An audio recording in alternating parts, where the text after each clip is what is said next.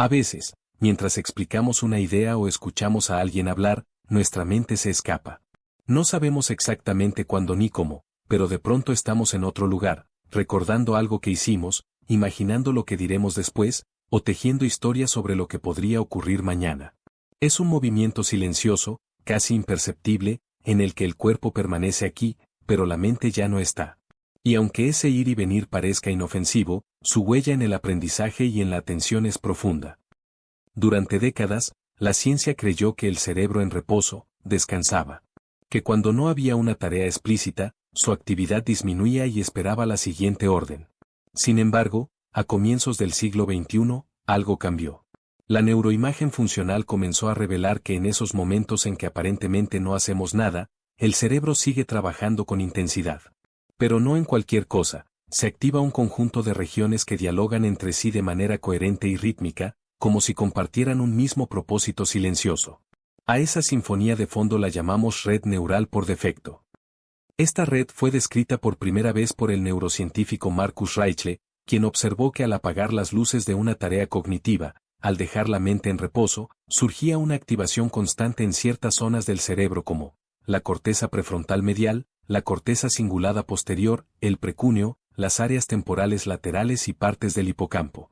Todas ellas forman un circuito que se enciende cuando no estamos enfocados en el mundo exterior, sino en nuestro mundo interior. La red neuronal por defecto es, en esencia, la red de la introspección. Participa en los procesos de autorreferencia, en la construcción de la identidad narrativa y en la proyección del yo hacia el pasado y el futuro. Es la red que nos permite recordar, anticipar, imaginar y soñar despiertos. Gracias a ella tejemos continuidad entre lo que fuimos, lo que somos y lo que creemos que podríamos ser. Es el escenario donde ocurren la ensoñación, la fantasía, la planificación y también la rumiación.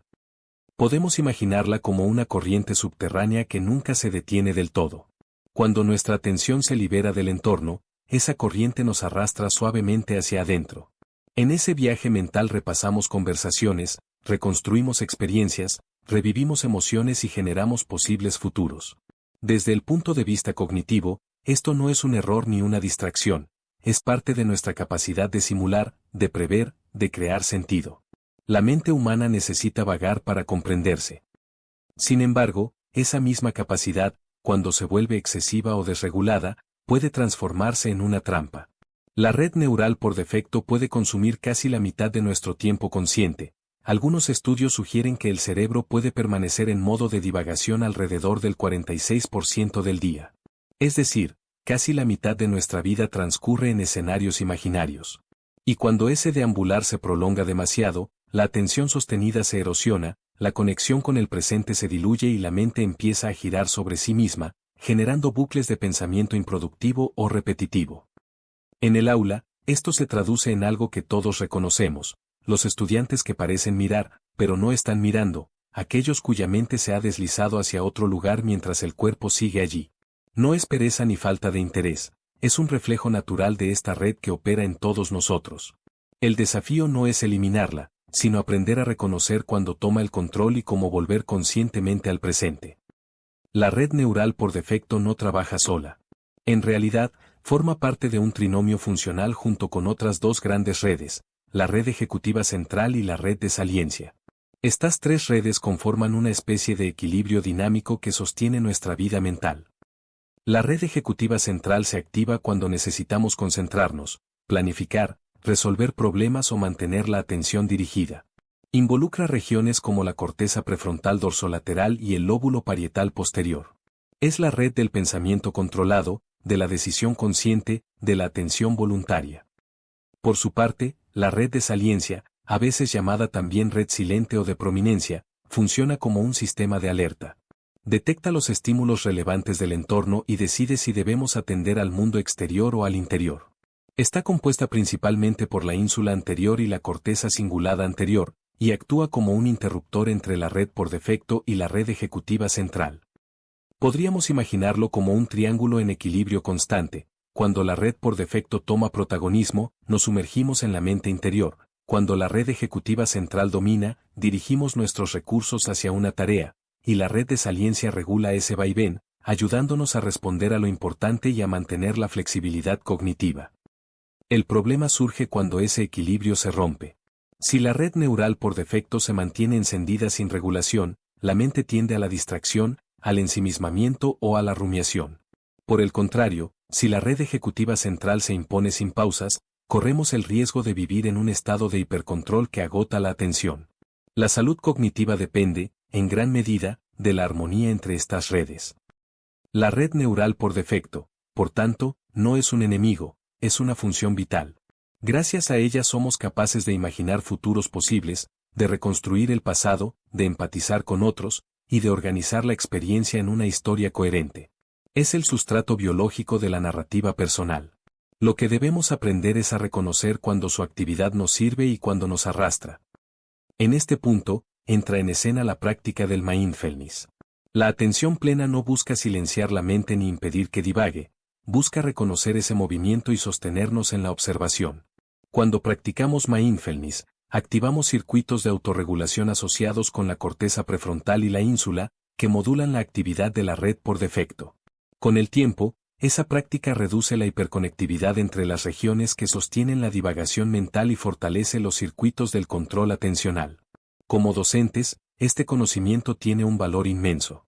Podemos imaginar el aula como un laboratorio de atención compartida. Cada vez que un estudiante se distrae, su red por defecto ha tomado el timón. Cada vez que vuelve a mirar, que respira y que escucha, la red ejecutiva central vuelve a activarse. Si logramos enseñarles a reconocer ese movimiento, no con castigo ni corrección, sino con conciencia, estaremos formando cerebros más autorregulados, más capaces de estar y aprender. A veces creemos que la distracción es un problema moral, un signo de desinterés o de falta de disciplina. Pero en realidad es una condición humana profundamente arraigada en nuestra biología. La mente divaga porque necesita hacerlo, porque en esos espacios se construye la creatividad, la identidad y el sentido del yo. Lo importante no es eliminar esa red, sino integrarla, permitir que la imaginación y la presencia dialoguen. Mindfulness nos ofrece un modo de hacerlo: entrenar la observación sin juicio, cultivar la respiración consciente, sostener la atención en un punto y regresar una y otra vez, con amabilidad. Este simple acto de regresar fortalece la conectividad entre las redes, armoniza la actividad cerebral y, con el tiempo, mejora la capacidad de mantenernos enfocados. Podríamos decir que el mindfulness no apaga la red por defecto, sino que le enseña a descansar. La mente sigue teniendo espacio para soñar, pero también aprende a reconocer cuándo volver. Esa alternancia es la base de una atención saludable, una atención que no se fragmenta, sino que respira. Y es que atender no es simplemente mirar. Es habitar el instante con todo lo que somos. Cuando logramos hacerlo, cuando estamos realmente aquí, el cerebro entero coopera. La red de saliencia avisa que esto importa, la red ejecutiva central sostiene el foco, y la red por defecto se aquieta suavemente, esperando su momento de volver a imaginar. Cuando entendemos esto, la práctica del mindfulness se transforma en una forma de educación interior. Nos enseña a habitar el cerebro con conciencia, a reconocer la arquitectura invisible que sostiene nuestros pensamientos, a participar activamente en el diálogo entre las redes que conforman nuestra mente. Porque al final, enseñar y aprender no son solo actos cognitivos, sino también actos de presencia. Y la atención plena es la puerta que nos permite atravesar la superficie del hacer para entrar en el ser.